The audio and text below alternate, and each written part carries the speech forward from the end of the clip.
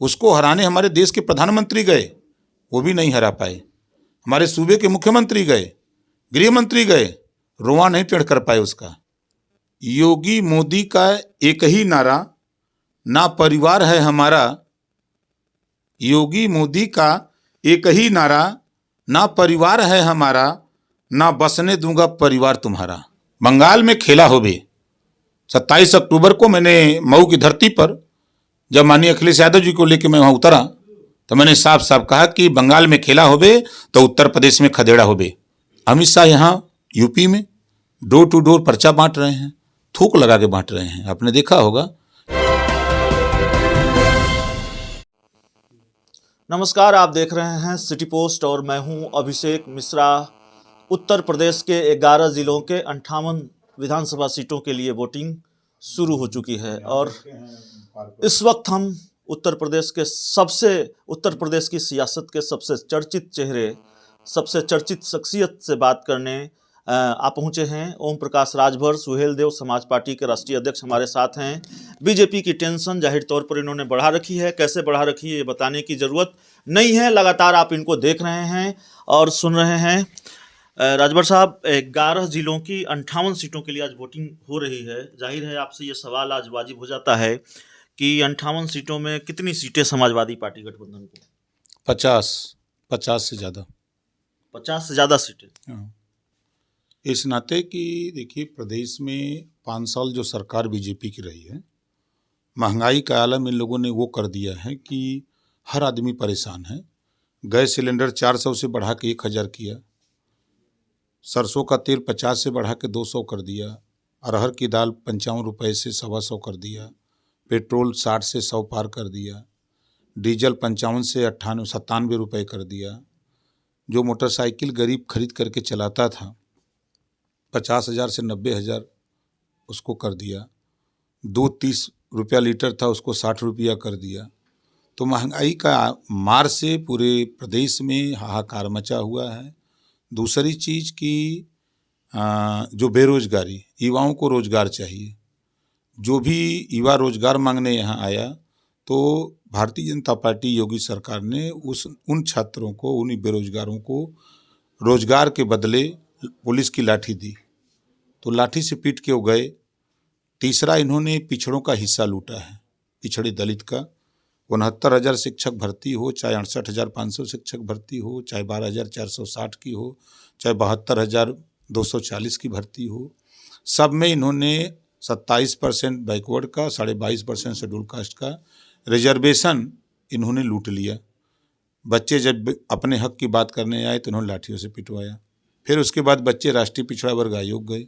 राष्ट्रीय पिछड़ा वर्ग आयोग ने जांच किया तो जांच में ये पाया गया कि 23,000 पद योगी जी ने लूट लिया है दलित पिछड़ों का।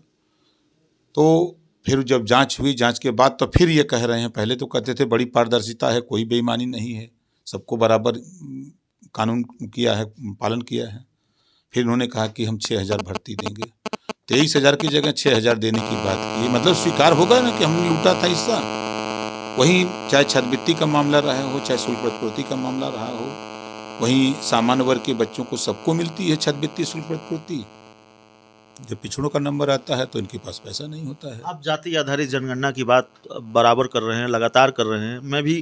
मैं बिहार से आता हूं और बिहार में जाति आधारित जनगणना को लेकर बिहार में भी बड़ी सियासी गहमागहमी है, बड़ी गरमाहट बढ़ी हुई होती है और जेडीयू बीजेपी का जो वहाँ गठबंधन है, बड़ा टकराव की स्थिति है। जाति आधारित जनगणना इतना आसान होगा आपके लिए? आपने जो कहा है आपकी सरकार आई तो देखिए, अखिलेश जी जिस दिन मुख्यमंत्री बनेंगे 6 महीने के अंदर जातिवार जनगणना करा देंगे। जो लोग कह रहे हैं ना कि बहुत कठिन काम है, बहुत आसान काम है।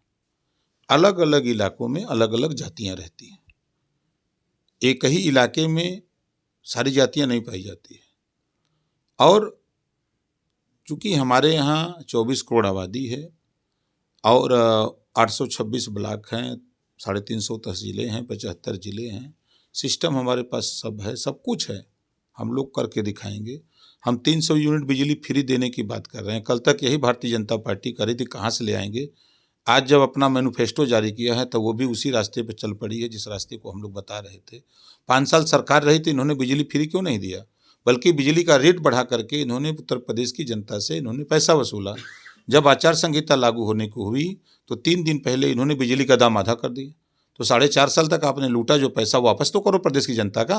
किस मुँह से वोट मांगने जा रहे हैं ये पुरानी पेंशन बहाल, जब हम लोगों ने पुरानी पेंशन बहाल की बात किया, अब 2005 से 22 लाख कर्मचारी आंदोलित हैं। ये 5 साल तक सरकार में यूपी में है और दिल्ली में डबल इंजन की सरकार कहते हैं ये लोग, तो फिर इसको लागू क्यों नहीं किए? जब हम लोगों ने कहा कि हम 22 लाख जो हमारे सरकारी कर्मचारी हैं उनकी पुरानी पेंशन बहाल करेंगे, हम प्रदेश में एक समान अनिवार्य शिक्षा लागू करेंगे। कभी भी भारतीय जनता पार्टी एक समान अनिवार्य शिक्षा की बात नहीं करती। हम कहते हैं गरीबों का इलाज फ्री करो, चाहे कोई किसी जाति का गरीब हो। तो ये भारतीय जनता पार्टी इस काम को नहीं करती। प्रदेश में 34 लाख सरकारी पद खाली हैं, इसको भरने की बात भारतीय जनता पार्टी नहीं करती। जब चुनाव आता है तो धर्म का चश्मा पहनते हैं और नफरत बोलते हैं। ये हमेशा हिंदू मुसलमान भारत पाकिस्तान की बात करते हैं, और जब पाकिस्तान की बात करते हैं तो हमारे प्रदेश के प्रधानमंत्री माननीय नरेंद्र मोदी जी ये जाते हैं नवाज शरीफ के हम भेंट करने, उनकी माता को साल भेंट करते हैं, उनका पैर पकड़ते हैं, चाय पीते हैं, बिरयानी खाते हैं, लौट आते हैं। यही भारतीय जनता पार्टी के लाल कृष्ण आडवाणी जिन्ना के मज़ार पे चादर चढ़ाने चले जाते हैं। वहीं स्वर्गीय अटल बिहारी वाजपेयी जी समझौता एक्सप्रेस चलाते हैं, क्योंकि उसमें बैठ करके भी भाजपाई जाएंगे, बिरयानी खाएंगे, टिफिन में भरेंगे, लेके घर चले जाएंगे, फिर सुबह नाश्ता करेंगे। तो इतना इनका प्रेम है बिरयानी से, और दूसरे को दोष देते हैं। तो ये जो चीज़ें हैं, सबसे बड़ा आज मुद्दा है आवारा पशु का। किसान परेशान है, सड़क पर आम आदमी परेशान है। 5 साल इनकी सरकार थी, कोई योजना नहीं इनकी। इनको क्या पता है, जाके पैर फटे बेवाई सोही जाने फिर पर आई। तो ऐसी स्थिति में आप सोच लीजिए, अध्ययन कर लीजिए, देखिए कि जब प्रदेश की जनता को क्या चाहिए, रोटी, कपड़ा, मकान, शिक्षा, दवाई, इससे ज़्यादा तो नहीं चाहिए। लगता नहीं कि लड़ाई मुश्किल हो गई है? अमित शाह खुद मैदान में हैं, पर्चे बांट रहे हैं। देखिए, भारतीय जनता पार्टी को इस बात का एहसास हो गया है। जब आपने इसके पहले दिल्ली में चुनाव देखा तो तमाम यही उनके चहेते मीडिया, जिसको गोदी मीडिया लोग कहते हैं, तमाम लोग 2/3 बहुमत से दिल्ली में सरकार बन रही है, 2/3 बहुमत से दिल्ली में सरकार बन रही है। हश्र क्या हुआ? 3 सीट पाए। वहाँ यही अमित शाह जी ने डोर टू डोर पर्चा बांटा, डोर टू डोर पर्चा बांटा, और वो कहते थे कि जमाती थूक रहे हैं तो कोरोना फैल रहा है, और कोरोना की आड़ में चुनाव हो रहा है, और चुनाव आयोग भाजपा की मदद कर रहा है, और कुछ कर्मचारी हैं जो 80 साल के बुजुर्ग के यहाँ वोट डलवाने जा रहे हैं, वो सब फर्जी मतदान करा रहे हैं। ऐसे अधिकारी कुछ हैं। चुनाव आयोग को इस पर अंकुश लगाना चाहिए। दूसरी चीज़, अमित शाह यहाँ यूपी में डोर टू डोर पर्चा बांट रहे हैं, थूक लगा के बांट रहे हैं। आपने देखा होगा, ये कोरोना फैला रहे हैं घर घर, थूक लगा के पर्चा बांटना। और इतना काम किया इन लोगों ने, लाइन ऑर्डर ठीक किया, रोजगार दिया, नौकरी दिया, सब किसानों को खुश किया, छात्रों को खुश किया। तो फिर ये डोर टू डोर भीख क्यों मांग रहे हैं? इनको तो दिल्ली से ऐलान कर देना चाहिए कि भाई हमने काम किया, काम के आधार पर वोट मांगो। लेकिन ये क्या मांग रहे हैं? इनके मांगने का तरीका तो आप देखिए। ये मुजफ्फरनगर कभी दंगा हुआ था, उसी को याद दिलाते हैं। ये गोधरा कांड नहीं दिखाते हैं कि गोधरा कांड हमने किया था। गोधरा की चर्चा ये नहीं करेंगे, लेकिन शाहीन बाग की चर्चा करेंगे, कैराना की चर्चा करेंगे। ये गोधरा की चर्चा नहीं करेंगे। ये आरएसएस ये नहीं कहेंगे कि नाथूराम गोडसे ने राष्ट्रपिता महात्मा गांधी जी को गोली मारी। ये उन्हें सीएम योगी ने तो ट्वीट किया कि हिंदुओं पर गोली चलवाने वाले कैसे वोट मांगने जाएंगे। हिंदुओं का हिस्सा लूटने वाला, हिंदुओं के ऊपर जुल्म जाति अत्याचार करने वाला, वो कैसे जाएगा वोट मांगने? उसको भी तो वही सोचना चाहिए। देखिए, प्रदेश की हालत जो बना दिया है इन लोगों ने, उस हालत को आप जानते हैं क्या हाल है? योगी मोदी का एक ही नारा, ना परिवार है हमारा। योगी मोदी का एक ही नारा, ना परिवार है हमारा, ना बसने दूंगा परिवार तुम्हारा। ये योगी मोदी का नारा है। एक सवाल ये अभी है राजभर साहब की, जिस तरह से अमित शाह मैदान में हैं और बीजेपी ने अपनी पूरी ताकत झोंक रखी है, उससे लड़ाई कितनी, दावा तो आपका है कि आप कह रहे हैं कि हम 403 सीटें जीतेंगे, 400 से ज़्यादा सीटें जीतेंगे, लेकिन क्या दावे के मुताबिक लड़ाई उतनी आसान है? देखिए, 13 महीना किसान बैठा था, यही अमित शाह, मोदी और योगी कोई झांकने तक नहीं गया। उधर का किसान डंडा लेके दौड़ा रहा है। अमित शाह के सामने जब ये पर्चा बांट रहे हैं तो वही नारा लग रहा है कि जयंत चौधरी जिंदाबाद, अखिलेश यादव जिंदाबाद का नारा लग रहा है। आप सोचिए गृह मंत्री के सामने नारा लग रहा हो, छोड़ के भाग रहे हैं। और मजे की बात, उधर का पूरा किसान मन बना चुका है भाजपा को हटाने के लिए। और आप आज इधर आइए, पूरे प्रदेश में महंगाई से त्रस्त हैं लोग, पूरे प्रदेश में बेरोजगारी से त्रस्त हैं, पूरे प्रदेश में अन्ना पशु से जो इनके आवारा पशु हैं, तो अब ये किस मुँह से इनको लोग वोट देने जा रहे हैं? ये जो कह रहे हैं, कौन वोट देने जा रहा है? भाजपा के वोट दे था? पत्रकार दुखी है, व्यापारी दुखी है, छात्र दुखी है, नौजवान दुखी है, किसान दुखी है और पत्रकार दुखी है, सब तो दुखिया हैं। इनके के वोट दे? यूपी की सियासत से जुड़ी हुई जब खबरें हम पढ़ते हैं, देखते हैं, तो दो नाम जो मुझे ठीक से याद हो, एक तो मुख्तार अंसारी जी का जिक्र बार बार आता है। टिकट उनको मिल रहा है, नहीं मिल रहा है, इस पर भी बड़े सवाल आपसे पूछे जाते हैं। हम भी पूछ लेते हैं आपसे। ब्रजेश सिंह पर सवाल नहीं पूछते हैं। भारतीय जनता पार्टी ब्रजेश सिंह को अपने पार्टी से एमएलसी बनाती है, तो उन पर तो सवाल आप नहीं पूछते हैं। आप धनंजय सिंह पर सवाल नहीं पूछेंगे, राजा भैया पर नहीं पूछेंगे, अभय सिंह पर नहीं पूछेंगे। लेकिन चूंकि वो मुसलमान है, 20 साल से लगातार जेल में रह करके जनता उसको एमएलए बना रही है, तो कहीं ना कहीं उसकी लोकप्रियता तो है। उसको हराने हमारे देश के प्रधानमंत्री गए, वो भी नहीं हरा पाए। हमारे सूबे के मुख्यमंत्री गए, गृह मंत्री गए, रोआ नहीं टेढ़ कर पाए उसका। और मुख्तार अंसारी वो स्वतंत्र है, जनता उसको वोट देती है, हमारा उनका संबंध है, रहेगा। वो चुनाव लड़ेंगे, हमारी जितनी मदद होगी मदद भी करेंगे। तो आप सब सस्पेंस क्लियर कर रहे हैं कि मुख्तार अंसारी चुनाव लड़ने वाले हैं, चुनाव लड़ेंगे, और ओम प्रकाश राजभर खुलकर उनके साथ खड़े हैं। हम तो बराबर रहे हैं और हम हैं और रहेंगे। मेरी समझ में कहीं कोई दिक्कत हो तो बताइएगा। नाहिद हसन साहब का जिक्र भी बार बार आ रहा है। नाहिद हसन के विषय में नहीं जानता, नाम तो सुना है, अब उनका क्या मामला है हम नहीं जानते। उनको टिकट मिला समाजवादी पार्टी से, शायद इस तरह की खबरें मैं लगातार देख रहा हूँ, सुन रहा हूँ। संगीत सोम को जब टिकट मिला तो आप लोगों को दिखाई नहीं दिया? नहीं, हम सुरेश राणा और मुख्यमंत्री योगी आदित्यनाथ जी जब बने, आपराधिक मुकदमे इनके पास थे। दिल्ली के पार्लियामेंट में रो रहे थे कि हमको फर्जी केस में फंसाया जा रहा है।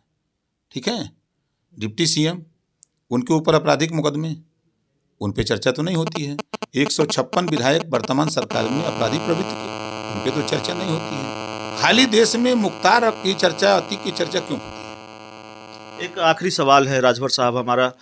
राजनीति में परसेप्शन बड़ा मायने रखता है, खासकर चुनावों में नेगेटिव परसेप्शन, पॉजिटिव परसेप्शन नतीजों में बहुत अहम भूमिका निभाते हैं। एक परसेप्शन जो क्रिएट किया जा रहा है सामने से, बीजेपी गठबंधन की तरफ से या बीजेपी के नेताओं की तरफ से, कि देखिए, और सीएम योगी का बयान है कि देखिए ये लोग टोपी बदल के आ जाते हैं, चाल चरित्र वही है। ये बताने की कोशिश होती है कि जैसे हमारे यहाँ बिहार में जंगल राज का शोर होता है, वहाँ 15 सालों का जो शासनकाल है उस पर बात होती है कि अगर देखिए वो आ जाएंगे। इसी तरह का कुछ मैं यहाँ भी देखता हूँ। तो इस परसेप्शन से कैसे निपटेंगे? जनता को, लोगों को कैसे कन्विंस करेंगे कि जो कहा जा रहा है वो ठीक नहीं है? ये भारतीय जनता पार्टी के लोगों को नागपुर में ट्रेनिंग दी जाती है, झूठ बोलने की, फर्जी वीडियो बनाने की ट्रेनिंग दी जाती है। ये खुद मर्द बुर्का पहन लेते हैं और मुस्लिम महिला बन जाते हैं, और उसी तरह वो रोल करती है, ये भाजपा वाले वीडियो बनाते हैं और उसी को दिखाते हैं। फर्जी वीडियो बनाने में ये सब माहिर हैं भारतीय जनता पार्टी के लोग। ये तो आपका मुड़ी काट करके उनके में कर देते हैं, उनका मुड़ी इसमें, मेहरारू को मर्द बना देते हैं, मर्द को औरत बना देते हैं। ये भाजपा का काम है। ये सारी जनता जान चुकी है। भाजपा के चाल और चरित्र और चेहरा जनता जान चुकी है। ये चाहे जितना धोती पहन के नाचें और चाहे वो नंगा नाचें, कोई इनकी तरफ देखने वाला नहीं है। आपसे बातचीत हो और आपके मुंह से ये न सुना जाए कि खदेड़ा होगा, बड़े चीर परचिंत अंदाज में आप लगातार कह रहे हैं कि यूपी में खदेड़ा होगा, वही सुना दीजिए। देखिए, दो चीज़ें हैं। बंगाल में ये लोग गए, इनके मीडिया लेके गए, इन्होंने कहा कि 2/3 जीतेंगे, और ममता ने कहा बंगाल में खेला होबे। 27 अक्टूबर को मैंने मऊ की धरती पर जब माननीय अखिलेश यादव जी को लेकर मैं वहाँ उतरा तो मैंने साफ साफ कहा कि बंगाल में खेला होबे तो उत्तर प्रदेश में खदेड़ा होबे। जो किसान दिन भर खेतों में काम करता है, रात को लाठी लेके कड़ाके की ठंड में अगर अपने खेत में है, सुबह मिल गया भाजपा ही तो खदेड़ देगा और जिनको लाठियों से पीटा है पुलिस से पिटवाया है योगी सरकार ने, वो भी लाठी में तेल लगा करके बैठा है, इंतजार कर रहा है ब्याज सहित वापस करने के लिए। इस नाते मैंने कहा हूं कि उत्तर प्रदेश में खदेड़ा होगा और शुरू हो गया। कहीं भारतीय जनता पार्टी के लोग टिक नहीं पा रहे हैं। चलिए, ओम प्रकाश राजभर साहब से हमारी लंबी बातचीत, और जाहिर है सियासत की वो शख्सियत जिन्होंने बीजेपी की टेंशन सबसे ज़्यादा बढ़ा रखी है जाहिर तौर पर, और यूपी की सियासत में सबसे चर्चित नाम हैं इस वक्त। तो लंबी बातचीत हुई, और इतनी व्यस्तता के बावजूद राजभर साहब आपने हमको इतना वक्त दिया, इसके लिए भी आपका बहुत बहुत धन्यवाद। तो उम्मीद है ये इंटरव्यू हमारे दर्शकों को पसंद आएगा। बहुत बहुत धन्यवाद।